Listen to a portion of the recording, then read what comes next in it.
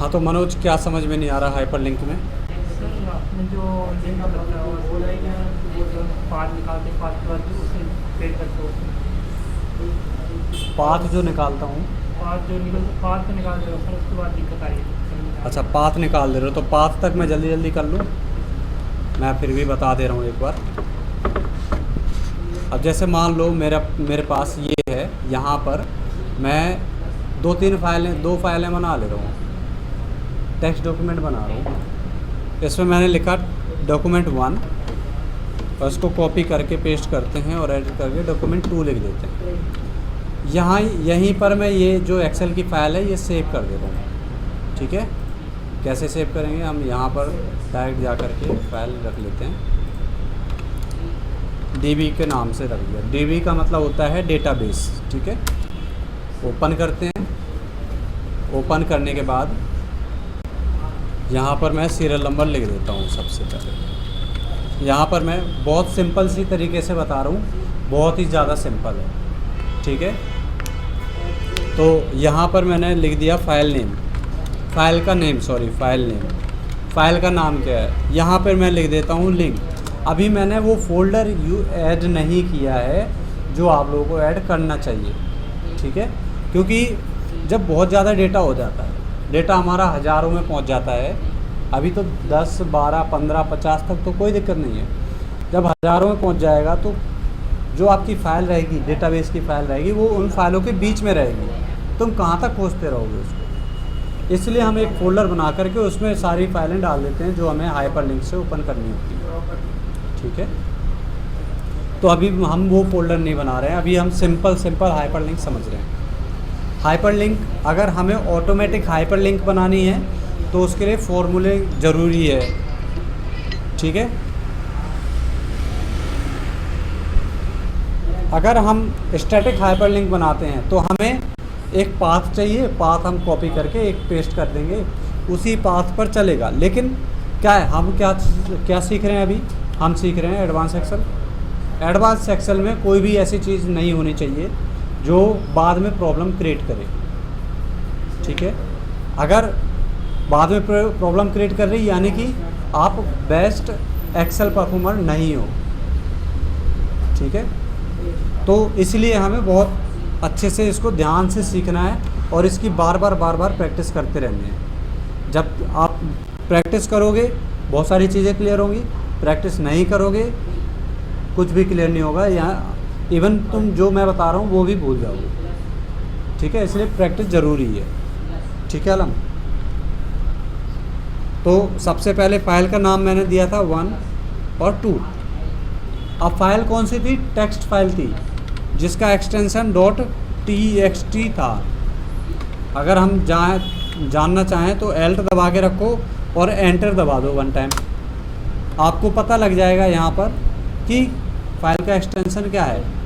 जब भी हम कोई फ़ाइल खोलते हैं तो हमें एक्सटेंशन की नॉलेज होनी चाहिए, हमें पता होना चाहिए कि कौन सी फ़ाइल का क्या एक्सटेंशन होता है। ठीक है, इसको हम करते हैं बंद और दोबारा एक्सेल पे पहुंच जाते हैं। अब हमें बनाना है यहाँ पर लिंक बनाने के लिए हमें सबसे पहले एक रफ एरिया में जाना है और एक फंक्शन क्रिएट करना है। फंक्शन का नाम है सेल में हम सबसे पहले फ़ाइल नेम ले लेते हैं और टैब दबा देते हैं। फ़ाइल नेम लेने के बाद ब्रैकेट क्लोज और एंटर। ये सेल में जो एड्रेस डालेंगे इससे क्या होगा, हमारी फ़ाइल जो एक्सेल की फ़ाइल है डीबी के नाम से वो कहाँ पर सेव है, वो सारा का सारा पाथ निकल के आ जाएगा सामने। ये पाथ निकाल ले रहे हो आप। इसके बाद फिर हम ओनली पाथ लेते हैं क्योंकि इसमें सीट का नाम भी आ रहा है और एक्सेल फाइल का भी नाम आ रहा है। तो हमें पाथ निकालना है तो उसके लिए भी एक फंक्शन लगाना पड़ेगा। फाइंड नहीं लगाना पड़ता है, हमको लगाना पड़ेगा लेफ़्ट फंक्शन। भाई लेफ़्ट से ही तो निकालेंगे, सॉरी हाँ, पहले फाइंड लगाएंगे। फाइंड लगाने से हमें पता लग जाएगा कि हमें कितना पाथ चाहिए, तो फाइंड लगा लेते हैं। फाइंड में हम क्या सर्च करते हैं, हम सर्च करते हैं ओपन ब्रैकेट, डबल कोट, ये रहा डबल कोट, कॉमा, और उसके बाद हम ये वाला सेल सेलेक्ट कर लेंगे, एंटर करेंगे ब्रैकेट क्लोज करके। तो हमें पता लग गया कि 50वें नंबर तक 50 देखो, यानी कि जो हमारा ये है db.xlsx, ये वाला पार्ट हमारे लिए बेकार है। db.xls से जो लेफ़्ट का पार्ट है वो हमें चाहिए, ठीक है, डी तक पूरा। तो हमें यहाँ पर क्या करना है, अब लेफ़्ट का फंक्शन लगा लेना है। टेक्स्ट पूछ रहा है कि कौन से टेक्स्ट में से डेटा चाहिए, तो हम बताएंगे कि इस टेक्स्ट में से डेटा चाहिए। कॉमा लगाएंगे, बोल रहा है कि कितने नंबर चाहिए लेफ़्ट से, तो मैंने कहा 50 में एक कम चाहिए, 50 में एक कम चाहिए, यानी कि 49 नंबर चाहिए हमको। ब्रैकेट क्लोज करेंगे, एंटर करेंगे तो हमारा पाथ निकल के आएगा। अब ये पाथ आप ऐसे यूज़ नहीं कर सकते, क्योंकि अगर आपने ऐसे जा करके ऐसे कॉपी किया तो वैल्यू का एरर आ जाएगा, और आपने कहीं भी और भी कॉपी करके पेस्ट किया तो हमारा वैल्यू का एरर आएगा। इसलिए अभी हमने क्या किया, ये जो पाथ निकाला है ये अलग अलग फॉर्मूले लगा करके निकाला है। इन फॉर्मूलों को एक साथ करना है, यानी कि कॉन्कैटिनेट करना है, जोड़ना है इन फॉर्मूलों को। तो जोड़ने के लिए सबसे पहले क्या करेंगे, हम फाइंड को F2 से ओपन कर लेंगे और शिफ्ट के साथ पूरा सेलेक्ट कर लेंगे, ठीक है। इक्वल टू हम सिलेक्ट नहीं करते हैं, उसके बाद कॉपी करते हैं और एस्केप दबा देते हैं। फिर जाएंगे हम यहाँ पर फंक्शन में और F2 दबाएंगे। F2 दबाने के बाद फाइंड को जो लिंक किया हुआ है उस पे जा करके हमें इसको डिलीट कर देना है और वो फाइंड का फंक्शन यहाँ पर पेस्ट कर देना है। अभी क्या हुआ कि ये फंक्शन इस पे डिपेंड नहीं है, इसको डिलीट भी करेंगे तब भी चलेगा ये। पहले क्या था, पहले अगर हम इसको डिलीट करते तो ऐसा मैसेज आता, ठीक है। लेकिन अब क्या है, यानी कोई किसी पे डिपेंड ना रहे, ये सब हाँ, अलग हो जाते हैं। कोई किसी पे डिपेंड ना रहे, एक ही फंक्शन में सारे फंक्शन रहे हैं, ठीक है। अब इसको डिलीट कर दिया, अब बारी आती है इसकी। अब इसको भी हमें सेम टू सेम यहाँ तक कॉपी कर लेना है और F2 दबाना है यहाँ पर जा कर के, और जहाँ पर E2 है, यानी कि जहाँ पे ये वाला जो रेफरेंस ले रखा है, ठीक है ना, वहाँ पर हमें क्या करना है, डिलीट करके और वो पेस्ट कर देना फंक्शन का नाम। अब ये फंक्शन E2 यहाँ पर भी है तो इसको भी हम डिलीट करके पेस्ट कर देंगे, एंटर करेंगे। अब हम क्या करेंगे, इसको भी डिलीट करेंगे, लेकिन हमारा ये फंक्शन काम करेगा। इसको हम कॉपी करके कहीं भी पेस्ट करें, पाथ हमें मिल जाएगा। समझ में आ रहा है इतना? सर यहाँ तक हो जाएगा। यहाँ तक हो जा रहा है, वेरी गुड। अब आगे चलते हैं और अब इसको हम पूरा का पूरा कॉपी कर लेते हैं यहाँ तक, ठीक है। अब हम चलते हैं यहाँ पर रख देते हैं अब इसको, या अभी नहीं, अभी छोड़ देते हैं। इस फंक्शन में एक फंक्शन और लगाना है, कॉनकैट फंक्शन। तो हम इक्वल टू करेंगे, कॉनकैट लिख देंगे इसमें, इसको लिखा, कॉमा लगाया, इसको ले लिया, कॉमा लगाया, डबल कोट लगाया, .txt कर दिया, सॉरी, इसमें हमें डबल कोट लगाना था यहाँ पर और ब्रैकेट क्लोज करना था, फिर एंटर करना था। तो ब्रैकेट क्लोज नहीं करते लेगा नहीं? लेगा, ब्रैकेट क्लोज करेंगे तो 2 बार लेगा, मतलब 2 बार एंटर करना पड़ेगा तब लेगा, ठीक है। तो यहाँ पर इसने पूरा का पूरा पाथ बना दिया। आ गया समझ में मनोज इतना? दिक्कत है। ये तो अब तो समझ में आया। एक तो हम ऐसे कर सकते हैं कॉनकैट के माध्यम से, और एक डायरेक्ट कर सकते हैं, कैसे, इक्वल टू ये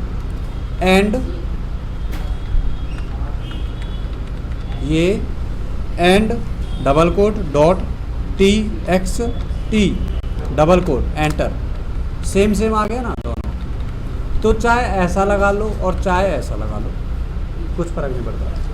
तो मैं तो कहूँगा कि आपको ये यूज़ करना चाहिए, क्योंकि इसमें एक फंक्शन है, एक फंक्शन की और आपकी प्रैक्टिस हो रही है, इसमें किसी फंक्शन की प्रैक्टिस नहीं हो रही है। तो मैं सजेस्ट करूँगा कि यही आपको करना है हमेशा फॉलो। इसको हम कॉपी कर लेते हैं, कॉपी नहीं करेंगे, हमें डायरेक्ट क्या करना है, ये वाला जो फंक्शन है इसको पूरे को कॉपी कर लेना है और इसमें E4 में यहाँ पर यही तो ले रहा है ये लिंक, तो यहाँ पे इसको डिलीट करना है और ये पेस्ट कर देना फंक्शन। एंटर करना है, ये आ गया। ये भी डिपेंडेंट ना है। हाँ, ये डिपेंड नहीं रहा। अब हम इसको सीधा कॉपी करेंगे पूरा का पूरा फंक्शन विद इक्वल टू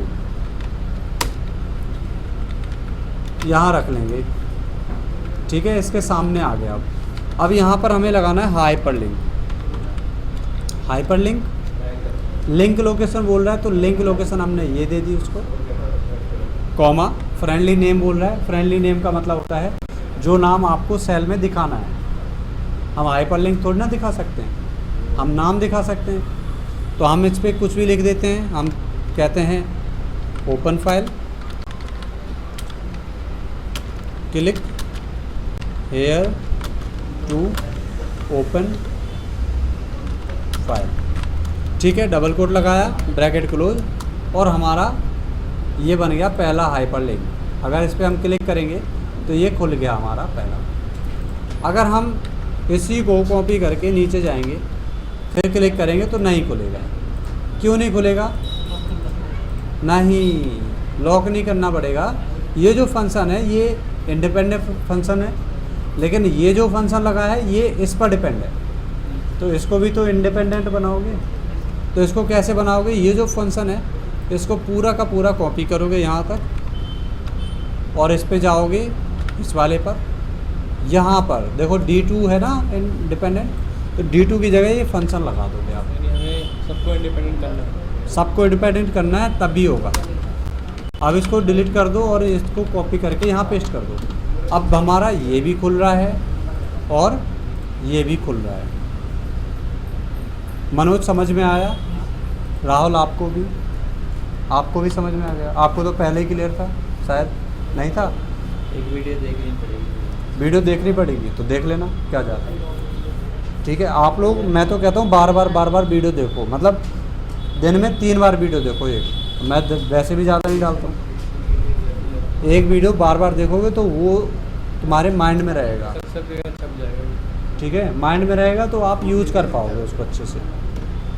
ठीक है, ऐसे हम अब हमें क्या करना है, तीसरी फाइल बनानी है, 3 नंबर लिखना है, और इसको हमें कंट्रोल D दबा देना। कंट्रोल D का मतलब होता है फिल डाउन।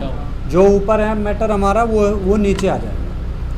लेकिन अभी हमने फाइल नहीं रखी तो ये क्या बताएगा कि can not open the specified file. इसके लिए हमें एक फ़ाइल यहाँ पर बनाना पड़ेगा। तो इसको बनाने के लिए कॉपी पेस्ट और यहाँ पे लिखते हैं 3। अगर अब हम देखेंगे तो अब ये फाइल हमारी खुल जाएगी। फाइल में कुछ हो तो है, फाइल में कुछ हो तो फाइल में कुछ डाल देते हैं। मेरा क्वेश्चन था, जैसे अगर हमारा ऊपर नोट रंजीत और नीचे फिर वो आ गया। नहीं, एक मिनट अभी बताऊंगा। फाइल में कुछ पहले से हो कुछ। हाँ तो है ना, ये रहा ना, डाल दिया ना पहले से ही। आप क्लिक करोगे तो वो खुलेगा ना। आप इसमें लिख भी सकते हो ना, दिस इज़ करेक्ट फाइल। ठीक है, इसको फिर सेव करके बंद कर दो। जब भी हमें ओपन करने की ज़रूरत पड़े हम इस पर क्लिक कर देंगे, खुल जाएगा। ये देखो सारा आ रहा जो हमने लिख के सेव किया था। ठीक है। हाँ अंकित, क्या बोल रहे थे? भूल गए? मैं बोल रहा था हाँ कि जैसे हमारा ऊपर टेक्स्ट हो, हाँ टेक्स्ट डॉक्यूमेंट जो फाइल बनाई थी आपने, वो नीचे हमारा एक्सेल फाइल आ गया। हाँ हम बना, दोनों हमने बना दिए। अब हम जो तीसरा वाला हम चाहते हैं टेक्स्ट वाला है, हाँ। तो कॉपी करके पेस्ट करेंगे तो आ जाएगा। अब देखो, अब आपने क्या किया, आपने ये बोला है कि पहली जो फाइल है वो टेक्स्ट फाइल हो गई, दूसरी फाइल है वो एक्सेल वाली हो गई। हाँ अब एक्सेल वाली हो गई। तो आप यहाँ पर एक कॉलम इंसर्ट करो, यहाँ पे लिखोगे फाइल टाइप, लिख दिया। अब इसको हम टेक्स्ट करेंगे, इसको हम करेंगे XLSX, इसको हम करेंगे DOCX, कर दिया डॉक्यूमेंट फाइल। ठीक है। अब थोड़ा हम यहाँ पर आ जाएं, हम पहले इसको आपके अकॉर्डिंग चेंज कर देते हैं। यहाँ पे क्लिक कर दोगे ना तो एक्सटेंशन दिखेगी। तो पहली फ़ाइल तो आपकी सही थी, दूसरी फाइल में हम XLSX कर देते हैं।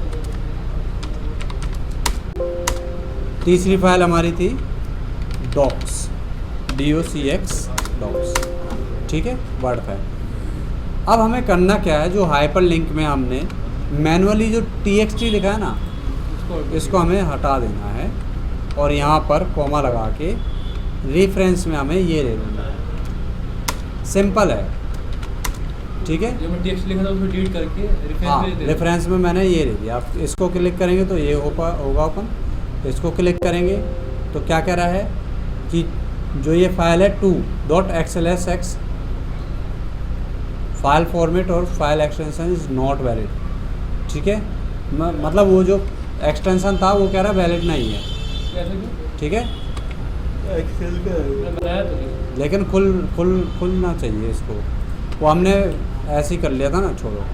अगर नया वो लेके बनाया तो दोबारा बना दे रहा हूँ ना मैं। कॉपी करोगे तभी तो खुलेगी। इसको हटा दो। वो ये कह रहा है कि इनवैलिड है। हाँ बिल्कुल सही कह रहा है, वो इनवैलिड हो सकता है। हमने दोबारा बना दिया इसको, अब तो खुलेगा। खुल गया, यानी वो ये देखो खुल रहा है ना। ऐसे हम वर्ड का खोल देते हैं